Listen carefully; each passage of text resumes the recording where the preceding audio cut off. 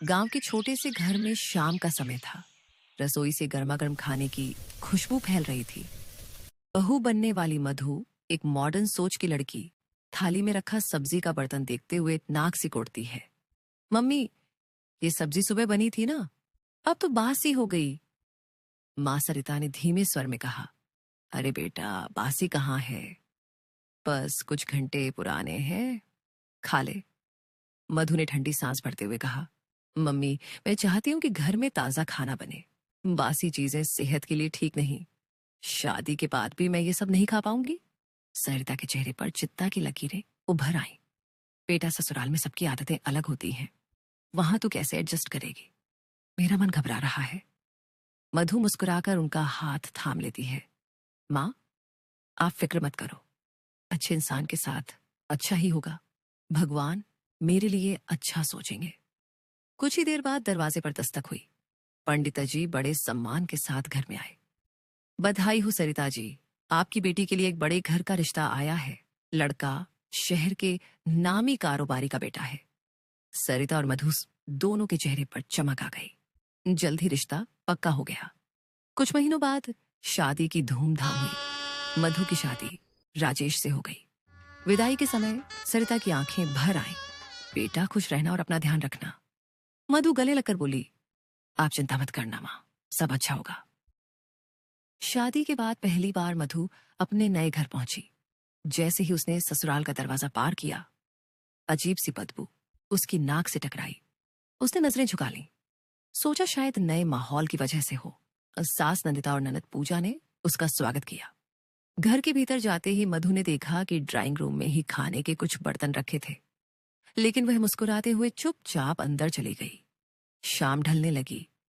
मधु ने देखा कि सास नंदिता पेट पकड़कर बैठी हैं। माँ जी, आप ठीक हैं? नंदिता ने हल्की आवाज में कहा। अरे कुछ नहीं बेटा, बस पेट में दर्द है, दवा ले लूंगी। मधु चिंतित होकर बोली, मैं आपके लिए गर्म पानी लाती हूँ। घर के बाकी सदस्य भी थके हुए अपने अपने कमरे में चले गए। पूजा ने हंसते हुए कहा, भाभी, आदत डाल लो, यहाँ रात का खाना सुबह तक भी चलता है। मधु के चेहरे पर एक हल्की सी बेचैनी थी। उसने सोचा, शायद यही नया घर का रंग है, सबकी अपनी आदतें ऐसे। मुझे धीरे धीरे सब संभालना होगा। रात गहराने लगी। घर में सन्नाटा छा गया। सास दवा खाकर सो गई। राजेश भी थक कर कमरे में सो गया। लेकिन मधु का मन अजीब सी चिंता में डूबा रहा। वह खिड़की से बाहर देखती रही। सुबह के 5 बजे थे। मधु को शादी हुए कुछ ही दिन हुए थे। उसने सुना था कि इस घर में सभी लोग बहुत जल्दी उठकर नाश्ता कर लेते हैं। वह हल्के कदमों से रसोई में गई। मन में सोचा, आज सबके लिए ताजा खाना बनाऊंगी, सब खुश हो जाएंगे। रसोई में पहुंचते ही उसने देखा कि रात का बना खाना ढका हुआ रखा है। वह चौंक गई। तभी पीछे से आवाज आई, मधु, ये सब क्यों छिड़ रही हो? वह मुड़ी तो सामने सास नंदिता खड़ी थी। मधु झिझकते हुए बोली, माँ जी, मैं सोचा ताजा नाश्ता बना दूं।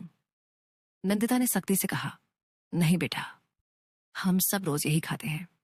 रात को खाना बनाते हैं और सुबह खाते हैं, यही हमारी आदत है। मधु की आंखों में हैरानी थी। माँ जी, लेकिन ये तो बासी हो गया है। नंदिता ने हंसते हुए कहा, अरे बासी कहाँ है, बस रात का बना है। हमारा पेट भी इसे ही पचाकर बड़ा हुआ है। इतना कहकर वे चली गईं। मधु का मन भारी हो गया। उसने सोचा शायद यही इस घर का रिवाज है। उस सुबह भी सब लोग रात का बना खाना चाव से खा रहे थे। ननद पूजा मजाक में बोली, भाभी, आदत डाल लो, सुबह सुबह किचन में मेहनत करने की जरूरत नहीं।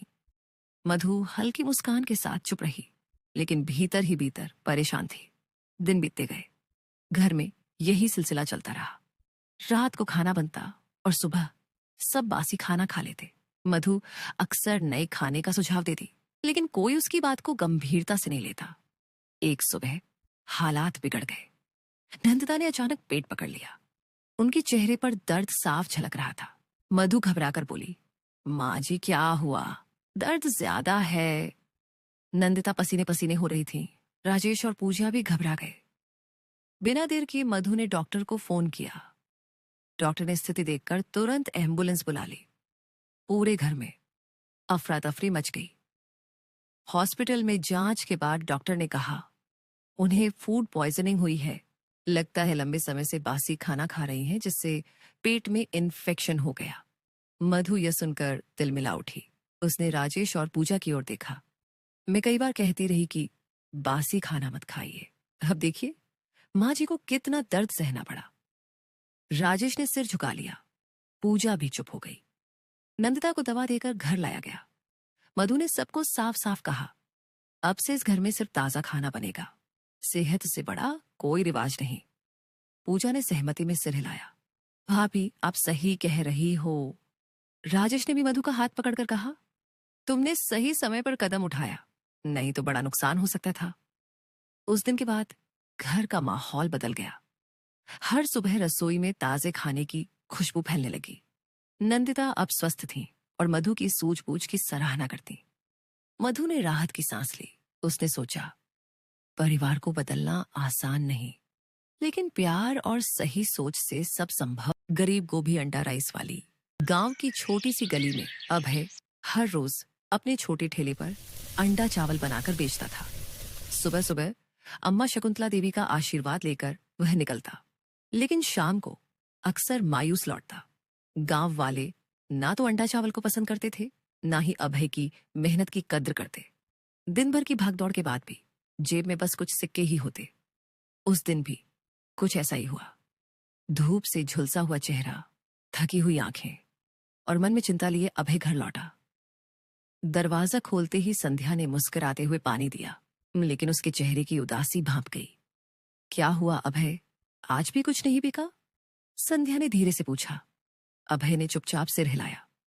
हाँ, और आज प्रियंका भी आ रही है, कैसे उसका सामना करूंगा?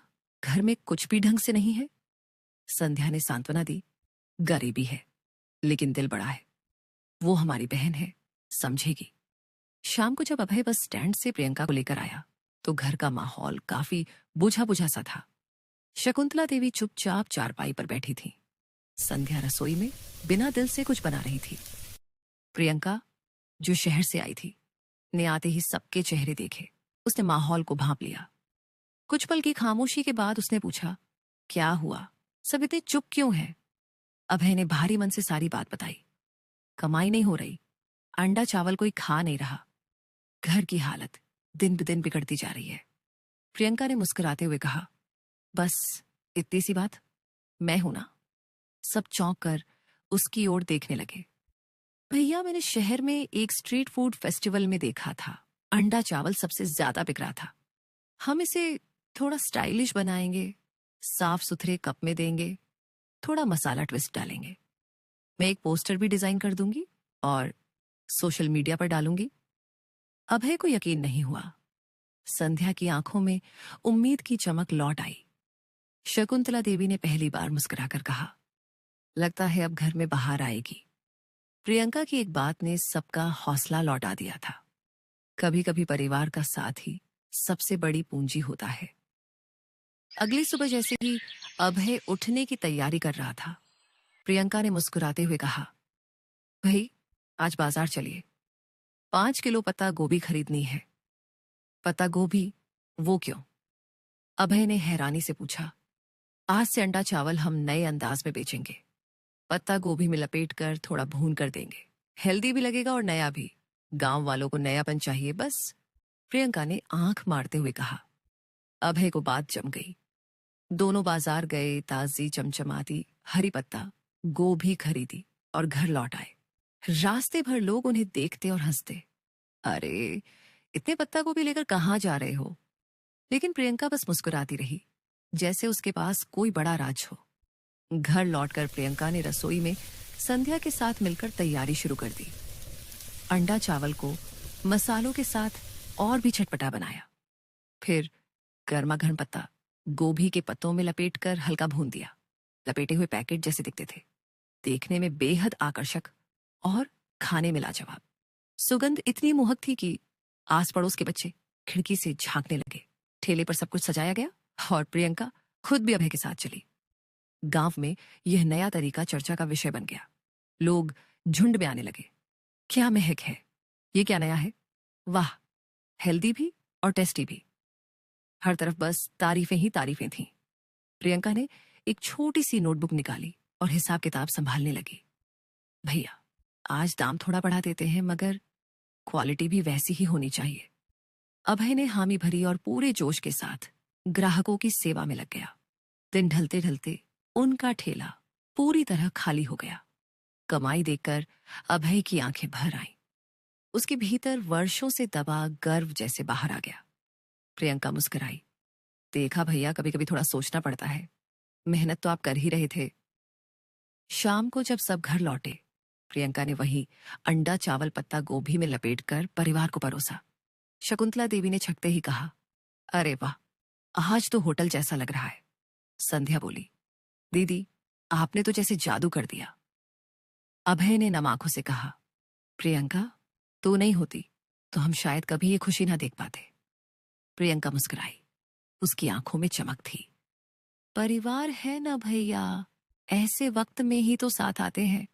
और देखना, ये ठेला अब पूरे जिले में मशहूर होगा। गांव की छोटी सी गली में अभय हर रोज अपने छोटे ठेले पर अंडा चावल बनाकर बेचता था। सुबह